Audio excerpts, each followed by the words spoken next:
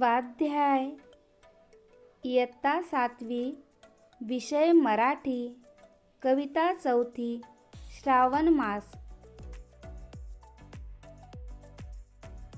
प्रश्न पहिला, खालील प्रसंगी काय घडते ते लिहा।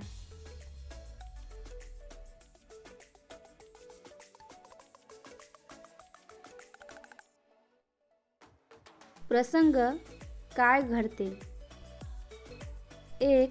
पहिला पाऊस आल्यावर। कडक उन्हाने वातावरण तापलेले असते। घामाच्या धारांनी जीव हैराण झालेला असतो।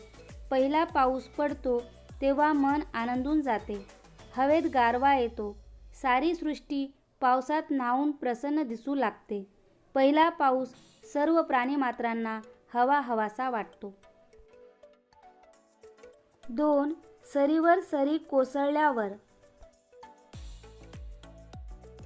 आषाढ महिन्यात खूप मुसळधार पाऊस येतो। सरीवर सरी कोसळतात तेव्हा पावसात चिंब भिजावेसे वाटते। झरे, नदी, नाले ओसंडून वाहतात। पशुपक्ष्यांना मुबलक पाणी मिळते। सर्व सृष्टी न्हाऊन निघते। पशुपक्षी निवारा शोधतात। शेतकरी आनंदित होतात। प्रश्न दुसरा, निरीक्षण करा व लिहा। श्रावण महिन्यातले तुम्ही पाहिलेले आकाशातील विशेष बदल।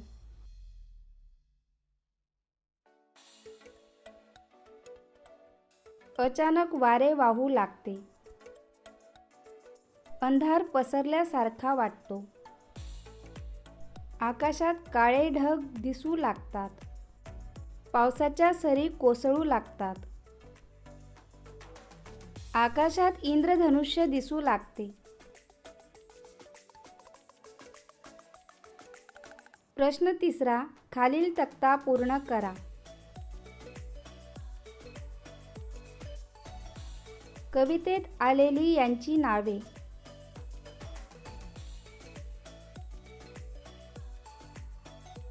प्राणी, पक्षी, फुले। प्राणी, हरिणी, पाडसे, खिल्लारे, गुरे वासरे। पक्षी, बगळे, पाखरे।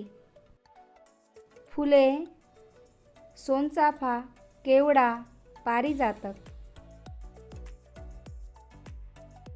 प्रश्न चौथा, सुंदर बाला या फुलमाला या काव्यपंक्तीत सारख्या अक्षराचा उपयोग अधिक केल्यामुळे नाद निर्माण होतो। त्यामुळे पंक्ती गुणगुणाव्याशा वाटतात। कवितेतील अशा ओळी शोधून लिहा। 1. श्रावण मासी हर्ष मानसी। 2. तरु शिखरावर उंच घरावर। 3. उठती वरती जलदांवरती। 4. उतरुनी येती अवनीवरती। 5. सुंदर हरिणी हिरव्या कुरणी। प्रश्न 5वा, कवितेतील खालील अर्थाच्या ओळी लिहा। अ. क्षणात पाऊस पडतो तर क्षणात ऊन पडते। क्षणात येते सरसर शिरवे क्षणात फिरुनी ऊन पडे। आ. झाडांवर घरांवर पिवळे पिवळे ऊन पडते। तरुशिखरांवर उंच घरांवर पिवळे पिवळे ऊन पडे। ई. हरिणी आपल्या पाडसांसह कुरणात बागडत आहेत। सुंदर हरिणी हिरव्या कुरणी निजबाळांसह बागडती।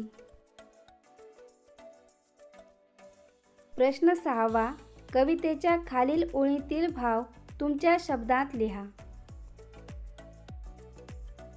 श्रावण मासी हर्ष मानसी हिरवळ दाटे चोहीकडे क्षणात येते सरसर शिरवे क्षणात फिरुनी ऊन पडे। श्रावण महिन्यात माळरानावर सर्वत्र हिरवळ गच्च दाटलेली असते। क्षणात पावसाच्या सरी येतात तर लगेच दुसऱ्या क्षणी लख्ख ऊन पडते. हा ऊन पावसाचा लपंडाव पाहून मन आनंदाने फुलून येते. खेळूया शब्दांशी. खालील शब्दांसाठी कवितेत आलेले समानार्थी शब्द शोधून लिहा. 1. बासरी, पावा. 2. स्त्रिया, ललना. 3. आकाश, नभ. 4. मेघ, जलद. 5. गुराखी,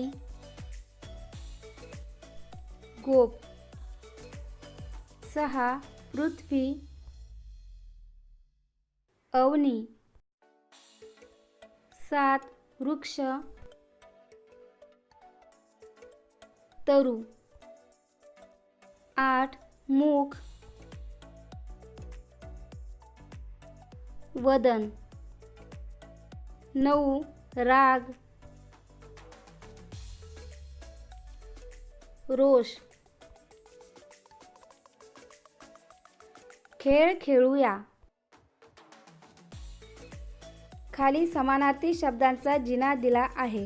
दिलेल्या चौकटीत आडवे उभे शब्द भरायचे आहेत. एका जिन्याच्या पायऱ्या तुम्हाला उतरून दाखवल्या आहेत. दुसऱ्या जिन्याच्या पायऱ्या तुम्हाला उतरायच्या आहेत. चला आपण दुसऱ्या जिन्याच्या पायऱ्या उतरू. पुढारी, नेता. दिनांक, तारीख. पक्षी, खग. आकाश, गगन.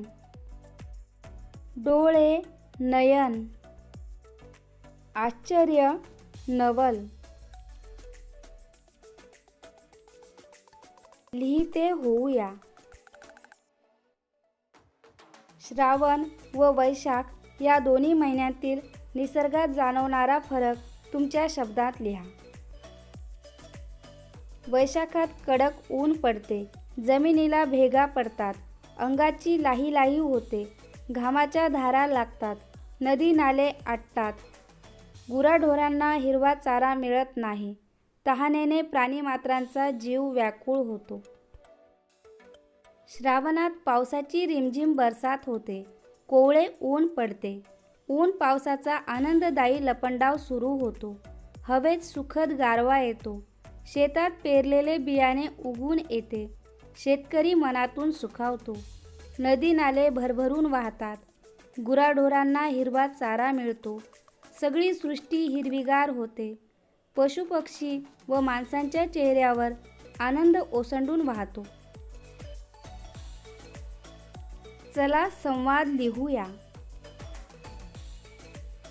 पाऊस व छत्री या दोघांमधील संवादाची कल्पना करा व लिहा. मी आल्याबरोबर तू घराच्या बाहेर येते. छत्री: हो, तुझे आणि माझे नातेच तसे आहे. पाऊस: तू माणसांना ओलं होण्यापासून वाचवते आणि स्वतः मात्र पाण्यात भिजतेस. छत्री: हो, मला पाण्यात भिजायला आवडते. तू आला म्हणजे मला घराच्या बाहेर पडता येते. मी तर तू कधी येतो याची वाटच बघत असते. पाऊस: माझ्यामुळे तुला काही त्रास होत नाही का? छत्री: नाही, मला तुझा काहीच त्रास नाही. फक्त जोराची हवा असली तर मात्र मला त्रास होतो. पाऊस: ते ग कसं? छत्री: वारा असला की मी उलटी सुलटी होऊन उडू लागते. काय होत आहे ते मला काहीच समजत नाही. पाऊस: हो, तेही खरंच आहे.